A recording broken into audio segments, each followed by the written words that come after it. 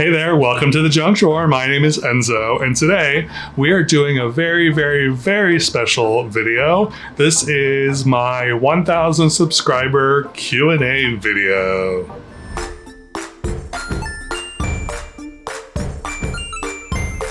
So yeah, we recently hit 1,000 subscribers, which is awesome. I love that. And I just want to thank you sincerely from the bottom of my heart for everyone who subscribed and everyone that has commented on my videos. I love when I see people interacting with the videos, with me, with other commenters. I love the community aspect of the doll world, I guess. And yeah, it just makes me really happy. So thank you again for subscribing. Yeah, tell your friends, I guess. And yeah, so I put an ask out for questions and I collected them from the interwebs, and let's just get into it. So the first question is from, I'm not going to say it because I don't know how to say it, so I'm just going to spell it, Aoisendou. And they ask, what is your favorite boy doll and why? So I think my favorite boy doll is probably, it's probably a tie. Right now, it is either the curly-haired Ken, the Dreamtopia Ken, that is not available in the US, that I was looking for months, and a lovely subscriber offered to send it to me, so thank you. So that's number one. I think my tie is probably the Crystal Cave Ken that I just got recently. I love him so much. And those are the two that I can think of off the top of my head. I also love the Barbie looks, the Ken looks, the buff Ken doll. I love that we got a Ken with a beard. I think that's awesome. Yeah, so those are my official answers. George's Dolls and Stuff asks, when did you start collecting dolls? So I started collecting back in June of 2021. We had just moved into this apartment, so I actually had an interest before that, but we were about to move and I didn't want to start buying a bunch of dolls and having to like move them into a new place, so I held off, and then and then I bought my first doll as an adult, which was a Shadow High doll, and it kind of started from there. So I've been collecting, I guess, for about a year, almost a year and a half ish. So it's been great so far. Dazzling Star Dolls asks, what's your favorite video you've posted? So I love all my videos. I'll just say that. They're like my children, you know? But I will say that my earlier videos, I really loved the first video I did because I think I love it so much because it was my first video, and Earring Magic Ken is so iconic in the doll world, specifically with male dolls, and I really had fun researching that and kind of getting the backstory, so that was fun. Another one was another early one, the Billy dolls. I always wanted a Billy doll, and I ended up with two of them, so those were pretty fun. I do obviously enjoy my recent videos, but those are the two that actually stand out from my earlier ones. So Joy's Zero Toys or O Toys ask, what inspired you to start your channel? So it kind of goes hand in hand with when I started collecting dolls. I had been collecting dolls and kind of built up a collection, and it's really me kind of wanting to show off my collection, and I think it's fun to kind of be like, I bought this thing and this is kind of what it's all about, and what do you think of it? So I like that aspect of it. Also, I've had other YouTube channels, or specifically one YouTube channel before this that I'll get into in a second. That's a future question, but So I kind of wanted to get back into content creation and all that fun stuff and interacting with the community. So that's the reason why. Perfume Delight 66 asks, what type of job do you do when you aren't making YouTube videos? So I am a graphic designer. So I make pretty pictures all day. I've been doing it for 25 years at this point. So it's definitely my career. I love designing, creating. It kind of goes with the YouTube stuff. I think of them as like similar. It's kind of like moving design, so I don't know, I love it, and I will continue to do design probably for the rest of my career. So yeah. Purple Moose Dolls asks, what is your favorite line ever? So I would probably have to say that Monster High is definitely probably my favorite line, just because of how unique it is. And I love the idea of combining a fashion doll with like a monster concept. I think that the G1 specifically line was so creative and so fun, and that kind of like sucked me in. When I first started collecting, I kind of started collecting Monster High pretty hard, specifically the Mansters, and yeah, I went real hard on Monster High. So, and then I kind of branched out into like Rainbow High and Barbie and Ken and all that stuff. So another question from George's Dolls and Stuff. What are your favorite dolls? So it's kind of a similar answer, I guess. Monster High, the line is probably my favorite line. But I do love, I kind of almost love the off brands and kind of like the obscure brands, because it's kind of fun discovering these like brands that people have forgotten about, or brands that are super old. I love that. So I would say like the weird brands are probably my favorite brands. I obviously love, the brands that everyone else loves, but I think the weirdo brands are pretty cool. So La Nina Landia asks, I don't know if that's how you say it, but that's how I'm going to say it. They ask, your husband was recently in one of your videos. What does he think about your collection? So he's been super supportive. Anytime he comes into my office, he's always like checking out my dolls and all that. So I'm pretty sure he's all in. But why don't we see what he thinks himself?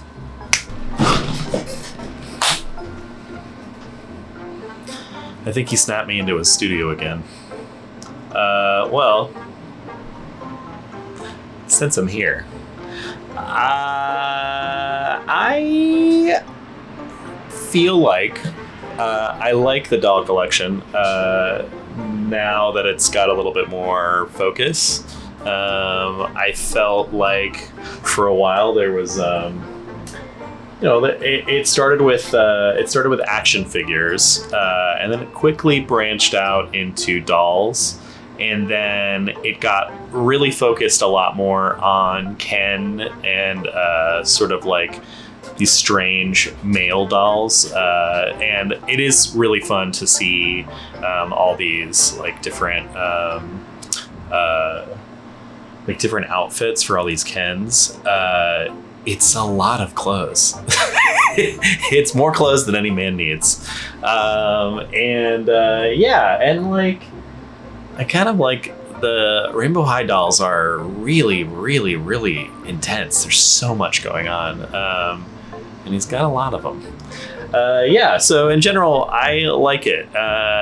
It's a lot, but he's really into it. And it makes him happy. So, far be it for me to stand in his way. So these next set of questions are all from the same person. Thank you, Diane Webster 3763. So the first question that they ask is, what's your old YouTube channel called? Is it possible to still view it? Yes, it is. So it is called Son of a Pizza Man. And quick backstory, my father used to be a pizza man, and I was kind of in it. I helped him out for many years, and pizza kind of runs in my blood at this point. So I thought it'd be fun to make a YouTube channel kind of dedicated to pizza. It kind of went through lots of iterations throughout the years. I had it for like 6 or 7 years. It's still active as in it's still up. I haven't posted anything to it for years now at this point. I'm not sure if I'm going to go back to it or not, but it's still up if you want to check it out. My most recent videos are like recipe cooking videos, so if you find that stuff interesting, check it out. Next question, what's your favorite food? So obviously I love pizza. I specifically love New York style pizza. I live in Chicago, and Chicago deep dish is like a thing. I don't really care for Chicago deep dish. I think it's just too much. It's like super like too much sauce. I'm not a huge like sauce person, which is weird, but yeah. So I prefer thin crust all the way because that's what my dad made at his pizza shop when I was growing up. So. But I do love other foods, not just pizza. I love cheeseburgers. I love everything. I love is actually like not good for you, but French fries, mac and cheese, pudding. Thinking of my like last meal list. Yeah, so Greece. I love Greece. If you won a lottery, what would you buy? So I would definitely take care of my parents, number one, whether that's buying them new homes or moving them to a different part of the country or whatever. They supported me for so long, and I don't know, I would feel weird not taking care of them. That's number one. Number two, I would move us into a large home with a dedicated space for all of my dolls and toys and stuff. It'll be awesome to have like a whole floor for my collection, so I can kind of spread out.